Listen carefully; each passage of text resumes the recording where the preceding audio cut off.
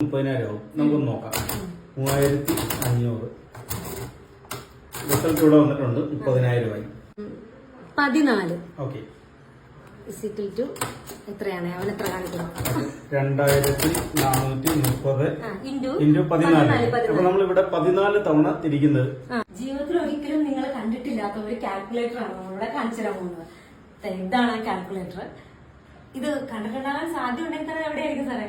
ഇത് ടാറ്റ ടിയുടെ മ്യൂസിയത്തിൽ മൂന്നാറിൽ ഉണ്ടെന്നാണ് പറയുന്നത്. പക്ഷെ അത് വർക്ക് ചെയ്യുന്നില്ല. നമുക്ക് കാണാൻ പറ്റും എന്നാണ് ഞാൻ കേട്ടേക്കുന്നത്. അപ്പൊ എന്തായാലും ഉറപ്പായി നിങ്ങൾ നിങ്ങളുടെ കാൽക്കുലേറ്റർ വർക്ക് ചെയ്ത് കണ്ടിട്ടുണ്ടാവില്ല.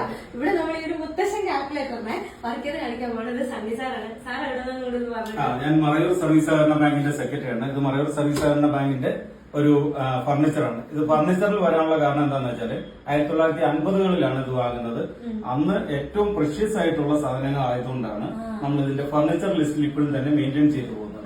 കാരണം ആ കാലഘട്ടത്തിൽ ഇതുണ്ടാകുന്ന ഓഫീസുകൾ തീരെ കുറവായിരുന്നിരിക്കാം. മേടിച്ചു വെച്ചതായിരിക്കണം അന്നത്തെ കാലത്തുള്ള ആളുകൾ. നമുക്ക് അതിൽ കാൽക്കുലേറ്റ് ചെയ്യാം. അതില് നമുക്ക് കൂട്ടാം, കുറയ്ക്കാം, ഗുണിക്കാം. ഹരിക്കുന്നത് മാത്രം എങ്ങനെയാണെന്ന് ഞങ്ങൾക്ക് അറിയത്തില്ല. ചെയ്ത് നോക്കിയിട്ടില്ല. ബാക്കി എല്ലാം തന്നെ ചെയ്യും. ഒക്കെ റിസൾട്ട്. അതെല്ലാരും കാണിക്കാൻ വേണ്ടിയിട്ടാണ്. കാരണം വെച്ചാൽ നമുക്ക് ഇങ്ങനെ ഒരു ഭൂതകാലം ഉണ്ടായിരുന്നെന്നും ആ കാലഘട്ടത്തിൽ ഇതുപോലെയുള്ള മെഷീനറീസ് ആണ് ഉപയോഗിച്ചിരുന്നെന്നും പുതിയ ആളുകളെ പഠിപ്പിക്കുക എന്നുള്ളതാണ്.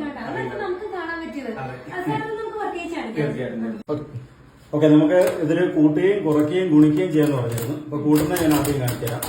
24,000 അതിന്റെ കൂടെ ഒരു 2,500 കൂടി കൂട്ടുവാണെങ്കിൽ 26,500. അതിവിടെ റിസൾട്ട് വന്നിട്ടുണ്ട്. അതെ, എത്ര തവണ നമ്മളിത് കൗണ്ട് ചെയ്തു എന്നുള്ളത് 2 തവണ കൗണ്ട് ചെയ്തു എന്നുള്ളത് ഇവിടെ കിടക്കുന്നുണ്ട്. ഇനി 26,500ന്റെ കൂടെ നമ്മളൊരു 3,500 കൂടി ചേർക്കുവാണെങ്കിൽ 30,000 ആവും. നമുക്കൊന്ന് നോക്കാം. 3,500 റിസൾട്ട് ഇവിടെ വന്നിട്ടുണ്ട്. 30,000 ആയി. അതെ, ആഡ് ചെയ്യുന്നതിന് നമ്മൾ അങ്ങോട്ട് തിരിക്കുന്നു. ലസ്സിയാണെങ്കിൽ ഈ ലിവർ ഒന്ന് ചെറുതായിട്ട് പുറകോട്ട് വലിക്കണം. എന്നിട്ടാണ് 2 സൈഡിലേക്കും തിരിക്കുന്നത്. ഇനിയിപ്പോ ഈ 30,000-ൽ നിന്ന് നമുക്ക് 10,000 കുറച്ച് കഴിഞ്ഞാൽ എത്രയാ വരുന്നത് നോക്കാം. 10,000 കുറയ്ക്കുകയാണ്.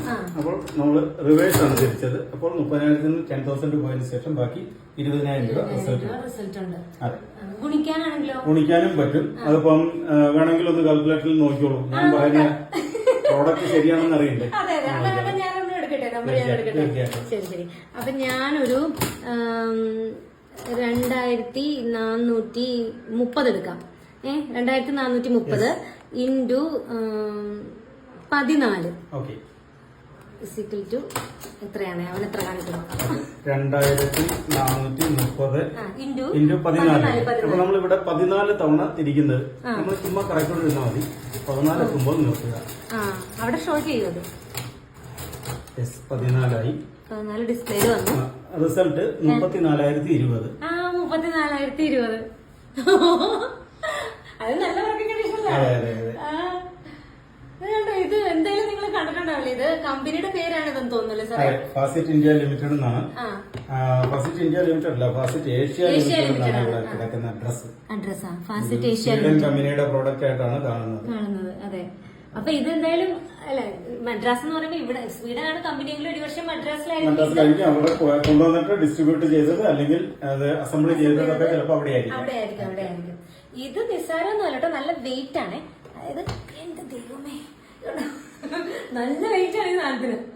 നിസ്സാര വെയിറ്റ് ഒന്നും അല്ല. അതുപോലെ തന്നെ ഇതിന് വേറെ പ്രവർത്തിക്കാൻ എന്തെങ്കിലും ചാർജ് വേണോ സാറേ? ഒന്നും വേണ്ട. സോളാറോ കറണ്ടോ ബാറ്ററി ഒന്നും തന്നെ വേണ്ട. പക്ക മാനുവലായിട്ടാണ് വർക്ക് ചെയ്യുന്നത്. അല്ലേ? ഒരു എനർജിയും വേണ്ട. ഇവിടെ മറ്റേ ഇൻസ്പെക്ഷൻ കാര്യങ്ങൾക്കൊക്കെ വരുമ്പോഴേ അവരൊക്കെ ഇത് തീർച്ചയായിട്ടും എല്ലാവർക്കും അത്ഭുതത്തോടു കൂടിയാണ് കാണുന്നത്. ഞങ്ങൾ അവരോട് കാണിച്ചു കൊടുക്കും. ആര് പുതിയതായിട്ട് വന്നാലും ഇതിങ്ങനെ ഒരു പ്രൊഡക്റ്റ് കൂടിയുണ്ട്, പണ്ട് ഉപയോഗിച്ചിരുന്നതാണ്. ഞങ്ങൾക്കൊരു സന്തോഷമല്ല, നമ്മുടെ ബാങ്കിന്റെ പ്രശസ്തി അത്രയ്ക്ക് എത്തും. അപ്പൊ കുറെ കാലമായിട്ട് ഇത് വെറുതെ മറ്റ് ഡാമേജ് ഫർണിച്ചറിന്റെ കൂട്ടത്തിലൊക്കെ ഇട്ടേക്കായിരുന്നു.